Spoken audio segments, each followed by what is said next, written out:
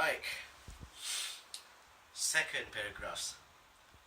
I'm sorry, that's not a plural actually. Second paragraph. Listen,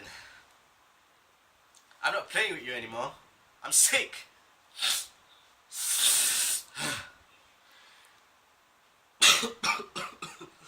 The British rule on the peninsula began in 1786 when Francis Light of the British East India Company, searching for a site for trade and a naval base, obtained the island of Penang from the Sultan of Kedah.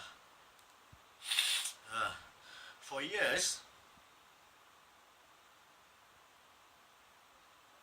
are you listening? Good. I wanted to slap you. Where was I? Here. For years, the British were only interested in Malaya. For years, the British were only interested in Malaya for its sea sports and to protect their trade routes. But the discovery of tin prompted...